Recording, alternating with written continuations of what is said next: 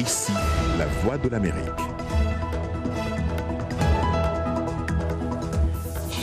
Madame, mademoiselle, monsieur, bonsoir et bienvenue. Jacques Aristide avec vous, heureux de vous retrouver dans Le Monde aujourd'hui. Nous sommes le lundi 6 juillet 2020. Les titres que nous allons développer ce soir. Nouvel incident à la frontière entre la République démocratique du Congo et l'Angola. Un soldat angolais a été tué accidentellement, d'après la RDC, par des militaires congolais dans la région frontalière du Kasaï. Kinshasa dénonce régulièrement les incursions des troupes étrangères sur son territoire. La contestation continue contre le choix du nouveau président de la commission électorale de la RD Congo. Des mouvements citoyens réclament une CENI apolitique et disent non à Ronsard Malonda, accusé d'avoir fabriqué des résultats lors des dernières élections.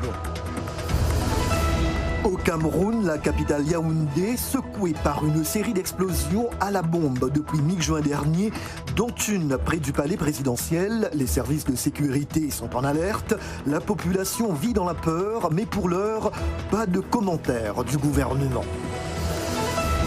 Aux États-Unis, Joe Biden, rival démocrate de Donald Trump pour la présidentielle du 3 novembre, critique la gestion de l'affaire des possibles primes prétendument versées par Moscou à des insurgés pour tuer des soldats occidentaux en Afghanistan.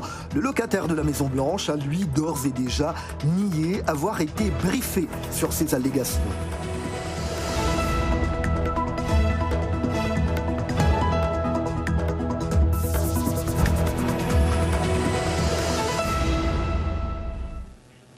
Un militaire angolais a été tué accidentellement hier par des soldats congolais après un incident dans la région frontalière du Kasaï en République démocratique du Congo. D'après le ministre de l'Intérieur de la province du Kasaï, un groupe de militaires angolais était entré à l'intérieur du territoire congolais. Toujours selon Delaire Kawino, il y a eu un échange de tirs et un agent congolais a été blessé. Des médias congolais rapportent que le corps du militaire angolais a été restitué à son pays. La RDC dénonce régulièrement les incursions des troupes angolaises sur son territoire, sous prétexte, dit-elle, de poursuite de rebelles. En mai dernier, des échanges de tirs entre des militaires congolais et des éléments de l'armée angolaise au Kasaï s'étaient soldés par un blessé angolais et la confiscation de 2 armes. Nous restons en République démocratique du Congo. Les corps de 11 victimes d'une embuscade en Ituri sont arrivés à Bunia, dans le nord-est du pays. L'attaque, qui a eu lieu samedi, est attribuée au groupe armé Codeco, la coopérative pour le développement du Congo. Les détails avec Arzuma Compaoré. 2 véhicules en provenance de Bunia, la capitale de la province de l'Ituri, ont été attaqués samedi dans le village de Matete. L'administrateur du territoire de Djougou, Adel Alingi Mokuba, a déclaré que le bilan était de 11 morts, dont l'administrateur territorial adjoint en charge de l'économie et des finances, 3 policiers et 4 soldats. Pour les familles des victimes, le gouvernement doit mieux les protéger. Et nous, la population de l'Ituri, nous rappelons au président de la République que l'Ituri a besoin de la paix. La paix qui ne viendra que du gouvernement central. Et si ça ne vient pas, le reste c'est Dieu qui connaît. Nous continuons et nous continuerons à les rappeler. Vendredi, l'armée congolaise a déclaré avoir tué 7 des combattants de la milice appelée Codeco, la coopérative pour le développement du Congo, qui prétend défendre les intérêts du groupe ethnique Lendu. Les Lendu sont principalement des agriculteurs qui ont historiquement affronté la communauté des commerçants et des éleveurs Emma. Nous déplorons à ce jour l'attaque sur des véhicules qui transportaient l'ATA de Djougou, qui transportait un honorable député provincial, un comptable, des policiers et des civils qui ont été sauvagement massacrés. Juste avant l'attaque de samedi, une délégation d'anciens chefs de milice du conflit de 1999 à 2003 est arrivée en Ituri en mission de paix à la demande du président Félix Tshisekedi, a déclaré le gouverneur de l'Ituri, Bamaniza. Ce dernier a assuré le soutien de l'armée congolaise pour lutter contre de tels actes. Moi, vous avez vu, l'armée est là, l'armée n'a pas baissé les bras. Nous avons toujours cette option de notre armée, bien que ces gens utilisent toutes les méthodes non usuelles pour pouvoir s'attaquer à nos forces armées et à la paisible population. L'Ituri est l'une des nombreuses provinces aux prises de la violence des milices dans l'est de la RDC, un pays de la taille de l'Europe continentale occidentale. Plus de 1000 personnes, principalement des civils, ont été tuées en Ituri depuis décembre 2017, dont 375 depuis mars, selon les Nations Unies. Toujours en RD Congo, une manifestation contre Ronsard Malonda, le nouveau président de la commission électorale du pays, a été dispersée par les forces de l'ordre à Kinshasa durant le week-end écoulé. L'opposition accuse l'équipe sortante de la commission électorale de fraude lors des élections présidentielles et législatives de décembre 2018. La nomination de Ronsard Malonda doit être faite par le chef de l'État, Félix Tshisekedi. Son propre parti, l'UDPS, a prévu une marche contre ce choix ce jeudi. De Kinshasa, les dernières réactions avec Patrick Abega. L'entérinement de Ronsard Malonda à la tête de la Commission nationale électorale indépendante par l'Assemblée nationale a suscité des mouvements de contestation à Kinshasa. La société civile dénonce la légèreté de l'Église et l'influence du FCC, plateforme du président Kabila, dans la procédure de désignation des nouveaux acteurs de la CENI. La procédure n'a pas été respectée au niveau de la désignation. L'Église a confondu les choses et elle part même sur la base de tricherie parce que dans la désignation des membres de la société civile, il n'est jamais dit dans la loi que l'Église doit désigner le président de la CENI. Et là, c'est de la tricherie entre la famille majoritaire au pouvoir et l'Église, mais dommage pour nous. Et la main noire du FCC semble se sentir parce que c'est eux qui ont entériné cette désignation illicite. La première phase de la désignation des nouveaux patrons de la commission électorale, teintée d'influence politique, semble faire reculer la machine. Mais pour les camps Kabila, accusés d'influencer les processus avec sa majorité au Parlement, il faut s'en tenir au texte. Je rappelle tout simplement que certains actes parlementaires échappent à la censure des cours et tribunaux en vertu du principe de séparation de pouvoir, s'agissant en l'espèce du cas d'entérinement, qui pour ma part n'appelle aucun commentaire. Je laisserai bien entendu de noter qu'il appartiendra aux juristes les plus aguerris de vider cette question éventuellement dans le cadre d'un contentieux éventuel. Selon certains analystes, les décideurs politiques doivent écouter le peuple et repenser la procédure si cela peut éviter toute violence dans les jours à venir. Du moment où elle monte au créneau pour dénoncer la désignation de Malonda, il y a lieu que l'Assemblée nationale puisse aussi repenser le procès verbal qui leur a été proposé. Toutes ces choses-là doivent permettre aux députés ou aux membres de l'Assemblée nationale de bien repenser pour que le processus ne soit pas émaillé de beaucoup de violences. La société civile congolaise projette de nouvelles manifestations dès la semaine prochaine pour réclamer des réformes au sein de la CENI. Patrick Abega pour VOA Afrique, Kinshasa. Dans l'actualité également, en Éthiopie, 5 co-responsables d'un des principaux partis d'opposition, Oromo, l'ethnie la plus importante du pays, ont été arrêtés depuis des violences qui ont fait au moins 166 morts la semaine dernière, heures qui ont déclenché de nombreuses arrestations, notamment parmi les voix critiques du gouvernement. Le Front de libération Oromo indique ne pas savoir pourquoi ils ont été appréhendés. La capitale éthiopienne, Addis Abeba, et la région Oromia qui l'entoure ont été la semaine dernière le théâtre de la pire flambée de violence depuis l'arrivée au pouvoir du Premier ministre Abiy Ahmed en 2018. Nous poursuivons ce journal et donc les affrontements ont été déclenchés par le meurtre du très populaire chanteur Hachalu Hundessa, porte-drapeau de l'ethnie Oromo, abattu de plusieurs balles par des inconnus dans la soirée du 29 juin à Addis Abeba. Série d'explosions de bombes artisanales dans la capitale du Cameroun. La dernière s'est produite dans un quartier populaire de Yaoundé dans la nuit de jeudi à vendredi, faisant au moins 6 blessés. En juin dernier, 2 bombes ont explosé dans 2 quartiers, l'un à proximité du palais présidentiel et l'autre non loin du camp de la garde présidentielle, l'unité d'élite qui assure la sécurité du chef de l'État. Les services de sécurité sont en alerte. La population vit pour sa part dans la peur. À Yaoundé, reportage d'Emmanuel Gelenta. La bombe artisanale qui a explosé la semaine dernière au lieu du rond-point Damas a été placée au pied d'un poteau doté d'une caméra de surveillance non loin de ce marché. Je me suis approché aussi à côté de l'esprit. J'ai trouvé une batterie de moto. J'ai trouvé une petite marmite, un peu de fil. Il y avait aussi le pointe torque dedans. Il y a 2 semaines, un autre engin explosif improvisé a été dissimulé sous ces planches au quartier Emana, situé à 5 minutes de l'une des entrées du palais présidentiel. On se disait que c'est peut-être le transformateur et tout. Quand on revient vers là, on trouve quelque chose qui était comme une batterie qui a explosé, qui était dans un sac. La série d'explosions à la bombe est sans précédent dans la capitale politique. Ça fait une semaine, je partais à Mokolo, à 5 heures, on m'a raflé à Mokolo, à Minifem, soit disant qu'il y avait encore une autre là-bas, donc c'est une alerte. Ça nous trouble, vu que nous sommes commerçants et quand ça commence déjà comme ça, là, on ne connaît pas où aller. On comprenait que les expositions, ça passait au nord.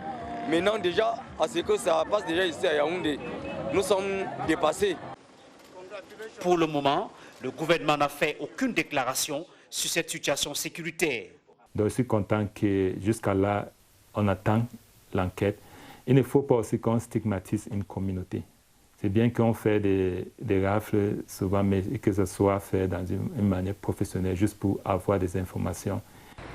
Les fouilles corporelles sur la voie publique et les bouclages inopinés de certains quartiers ont été instaurés à Yaoundé. Les policiers, gendarmes et militaires recherchent des suspects en possession de drogue, d'armes à feu ou d'engins explosifs. Emmanuel Julmtap pour VOA Afrique, Yaoundé. Le Louvre a rouvert ses portes ce lundi à Paris, un peu plus de 3 mois de fermeture en raison de la pandémie de coronavirus qui ne connaît pas de trêve aux États-Unis et en Inde où les contaminations s'intensifient. Le gouvernement indien indique avoir répertorié un total de près de 700 000 cas de Covid-19, ce qui en fait le 3e pays le plus touché derrière les États-Unis et le Brésil. La propagation du virus est particulièrement virulente dans les grandes villes de Mumbai, Delhi et Chennai. Et justement, ici en Amérique, l'heure est également à l'inquiétude. Le pays enregistre depuis plus d'une semaine des nombres d'infections records, près de 40 000 en 24 heures durant le week-end. Nous avons rouvert beaucoup trop tôt en Arizona, a déploré la maire de Phoenix, Kate Callego, qui plaide pour un reconfinement. Pour le président Donald Trump, la crise est sur le point de s'achever. Une déclaration critiquée notamment par le maire démocrate d'Austin, au Texas. Steve Adler a qualifié les propos du locataire de la Maison-Blanche de dangereux pour les habitants de sa ville. Aux États-Unis encore, Joe Biden, candidat du Parti démocrate à la présidentielle de novembre, a critiqué le président Donald Trump pour sa gestion des allégations selon lesquelles les Russes auraient payé des primes pour faire tuer des soldats américains en Afghanistan. Il s'agit de l'un des commentaires réguliers de Joe Biden sur la sécurité nationale et la politique étrangère de l'actuel chef de l'exécutif américain. Mais comme le rapporte Brian Padden de la VOA, les deux hommes ne sont pas vraiment très éloignés l'un de l'autre sur de nombreuses questions clés. Le récit est de Yacouba Ouedraogo. A critiqué le président Trump pour ce qu'il considère comme la réponse passive du président aux renseignements selon lesquels les Russes ont payé des combattants talibans pour tuer des soldats américains. Trump affirme qu'il n'a pas été informé et que les rapports ne sont pas crédibles. L'idée qu'il ne savait pas ou qui n'était pas informé est un manquement à son devoir. Si tel est le cas, et s'il a été informé et que rien n'a été fait à ce sujet, c'est un manquement à son devoir. Biden, qui était le vice-président sous Barack Obama, est un critique acharné de ce qu'il appelle la politique étrangère hasardeuse et dangereuse de Trump. Il a déclaré que Trump a mis les États-Unis au bord de la guerre après qu'une frappe aérienne américaine a tué un haut général iranien en représailles aux attaques meurtrières soutenues par l'Iran contre des Américains en Irak. La non-consultation de nos alliés ou du Congrès et le mépris téméraire des conséquences qui en résulteraient sûrement sont, à mon avis, de l'incompétence dangereuse. Contrairement à l'idée de Trump sur des actions unilatérales pour faire face aux menaces à la sécurité des États-Unis, Biden promet de travailler en étroite collaboration avec des alliés démocratiques et de privilégier la négociation à la confrontation. Biden est plus proche de la position de Trump sur la fin de l'implication de l'armée américaine en Afghanistan et en Syrie, la poursuite des négociations avec la Corée du Nord pour mettre fin à son programme nucléaire et la lutte contre la violation des droits de l'homme par la Chine à Hong Kong. Mais les critiques s'interrogent sur l'efficacité de Biden dans la conduite d'une réponse internationale, l'aile gauche du Parti démocrate étant opposée aux interventions militaires. À cela s'ajoutent les défis nationaux urgents auxquels Biden serait confronté dans la pandémie de coronavirus, le chômage croissant et les manifestations contre l'injustice raciale. Il a un programme énorme et très vaste auquel il a déjà souscrit. Donc, je suis un peu sceptique quant à la probabilité d'une sorte de renaissance traditionnelle du leadership positif américain et d'une intervention critique dans les crises. Biden rejoindrait probablement l'accord nucléaire iranien négocié par l'administration Obama que Trump a abandonné, soutenant que cet accord ne limite pas le développement de missiles balistiques et l'appui aux milices soutenues par l'Iran. Il réengagerait les États-Unis à l'accord de Paris sur le climat, signé par 200 pays, réduisant les émissions de gaz à effet de serre des voitures et des usines. Mais l'ancien vice-président a déclaré qu'il ne rejoindrait pas le pacte de libre-échange du partenariat transpacifique de l'ère Obama que Trump a rejeté jusqu'à ce que des protections plus fortes pour le travail et les emplois américains y soient ajoutées. Nous sommes en direct et en télétravail. N'allez nulle part ailleurs. Le Monde aujourd'hui revient dans quelques petits instants.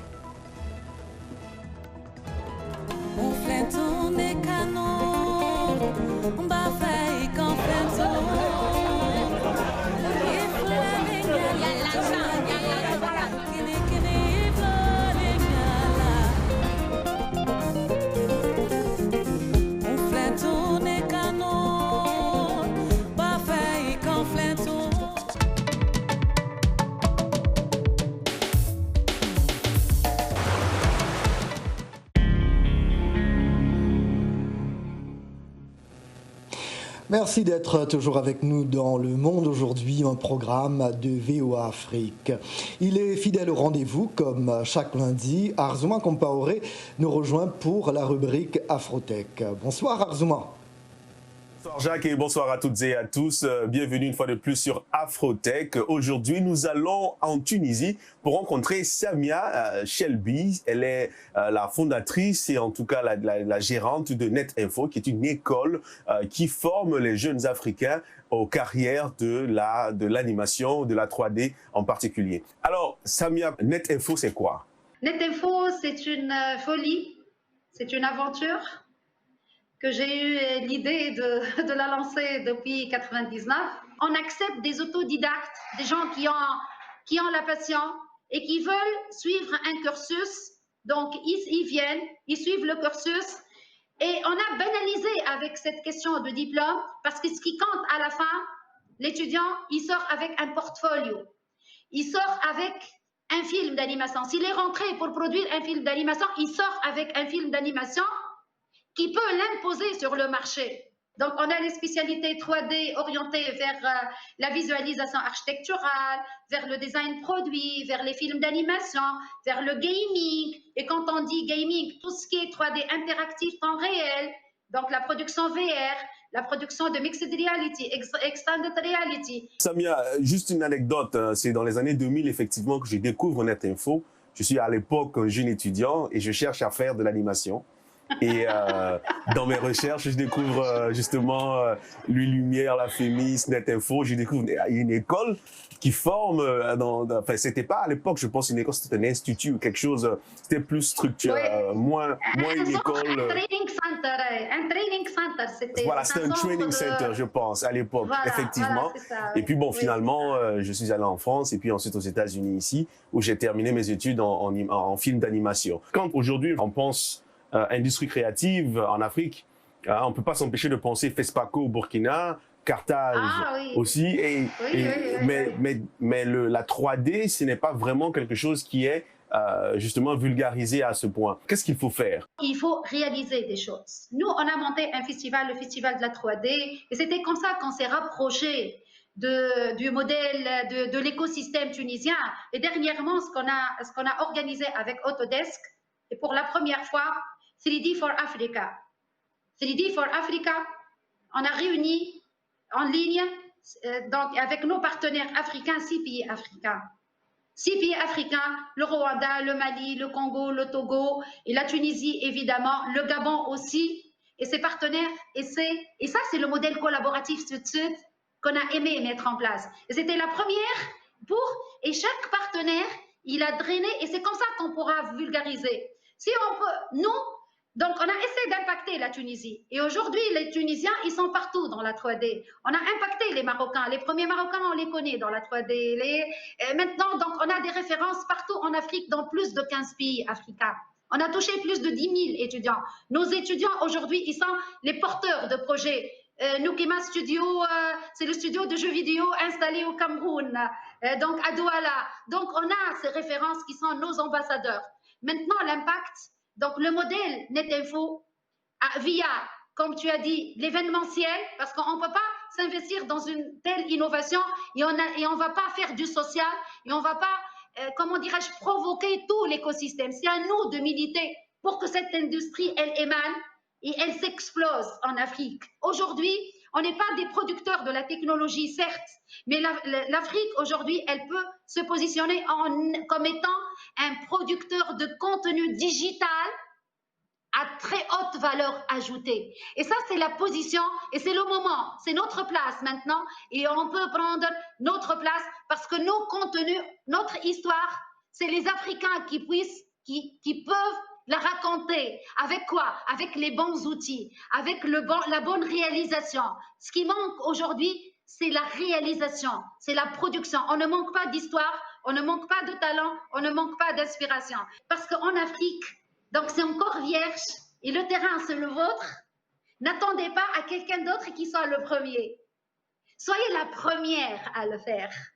Samia Shelby, merci beaucoup pour cet entretien et pour ces paroles qui viennent du cœur. Quant à nous, c'est ici qu'Afrotech se referme. Je vous dis à lundi prochain pour encore plus de tech sur le continent et partout ailleurs dans le monde. Merci bien, Anzoma. Rendez-vous donc est pris pour lundi prochain.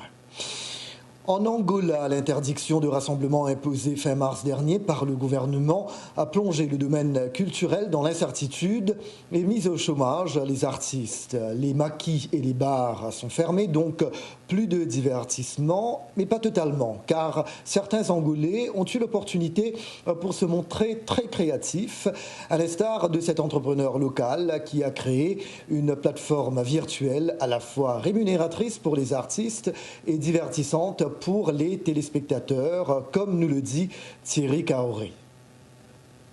Les artistes angolais peuvent désormais facturer leurs spectacles sur la plateforme virtuelle, les rassemblements sociaux étant toujours interdits dans le pays. Même si l'idée principale était de vendre seulement de la musique en ligne, les restrictions dues au coronavirus ont changé la donne. Cette situation de pandémie nous a amené à accélérer quelques-unes de nos idées que nous avions déjà et nous avons décidé de créer la plateforme où les artistes pourraient toujours accueillir des concerts et autres types de rassemblements avec leurs fans et être payés pour cela.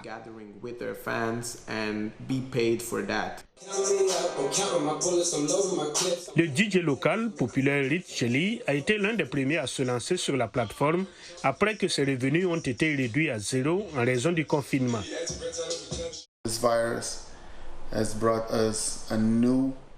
Ce virus nous a apporté un nouvel environnement et de nouvelles façons de vivre. Et c'est un moyen de survie pour les artistes qui veulent continuer à faire leur travail. Pour 2 à 6 $ par heure, les fans, désormais confinés chez eux, peuvent accéder aux artistes ou à leurs interprètes à travers la plateforme. Cela me donne une meilleure expérience parce que je suis seul, je n'ai pas à écouter les gens crier et faire leurs trucs. Je dois juste rester là et regarder. C'est mieux comme ça. C'est super facile. Tout d'abord, le site est super facile à gérer. Vous pouvez simplement y aller et en 1 minute, vous pouvez obtenir votre ticket. Aussi parce que nous traversons trop de choses dans ce monde, donc c'est un peu dangereux de sortir. C'est pourquoi j'aime beaucoup regarder chez moi. Une approche commerciale salutaire pour les artistes qui, à défaut d'avoir des concerts grand public comme celui-ci, peuvent au moins toucher 90% de revenus sur la plateforme. En République démocratique du Congo, la pandémie de coronavirus continue sa progression, ce qui oblige les autorités à poursuivre le confinement dans certains quartiers de Kinshasa. Les rues, les bars et les restaurants ont été vidés suite aux restrictions gouvernementales, laissant les débrouillards de ces secteurs dans la précarité. C'est ce que dénonce dans son nouveau titre l'artiste d'Afro-Slam Yekima de Bel-Art, qui sensibilise également sur la maladie. Yacouba Ouedraogo. Yekima de Bel-Art est entré en studio pour 2 causes. Sensibiliser à la lutte contre le nouveau coronavirus, mais aussi tirer la sonnette d'alarme sur la précarité aggravée de ses compatriotes avec l'arrêt de leurs activités à cause du Covid-19. Dans son single intitulé Mpiaka Corona, une contraction de Mpiaka qui signifie manque en lingala et Corona pour parler de la pandémie de Covid-19, l'artiste congolais d'Afro-Slam interpelle les autorités sur la situation des habitants des quartiers pauvres et surpeuplés de Kinshasa. Face à cette onde de choc qui a débordé, on a perdu de nos proches, donc c'est important d'observer ces mesures d'hygiène, et je le dis dans la chanson, mais il est important de lever des options ou de prendre des mesures en tenant compte des réalités locales. Qu'est-ce qu'il faut faire, par exemple, pour protéger les Kinois dans sa vie quotidienne qui dépend de la débrouillardise quotidienne, du fait qu'il doit sortir chaque jour? Comment encadrer cela? Yekima de Bel-Art chante les habitudes sociales et culturelles des milliers de personnes qui vivent entassées dans les bidonvilles bruyants de Kinshasa. C'est de là qu'il vient. Ici, dans son quartier de Barumbu, il fait face à un point de contrôle de fortune qui marque le début de la Gombe, le quartier des affaires qui contraste avec le sien.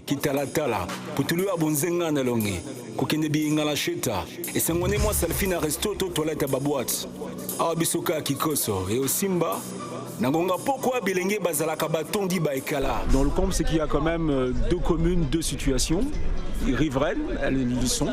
Et seulement il y a l'une qui vit un peu lâchée dans cette situation de Covid-19. Il y a une autre qui est confinée, un peu protégée. Coronavirus. Le quartier protégé, c'est celui de la Gombe, le centre des affaires verrouillé depuis avril, alors qu'aux alentours, la vie est presque normale, facilitant la propagation du coronavirus que Yekima a surnommé Fin Rona, disant ne pas vouloir survivre à cette pandémie pour mourir de faim. Le Monde aujourd'hui prend fin ici. Merci de l'avoir suivi. C'était Jacques Aristide avec vous. Rendez-vous demain, même heure, même endroit. Toute l'équipe de VOA Afrique se joint à moi pour vous souhaiter une très belle soirée. Merci, à demain.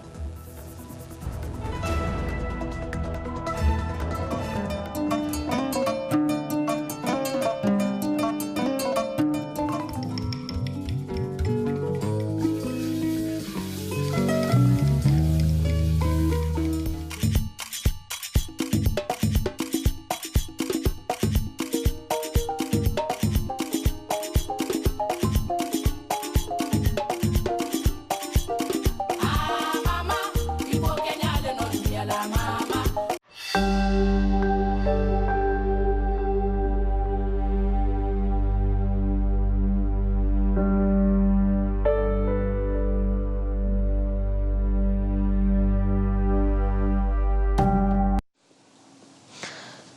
مثلا هكا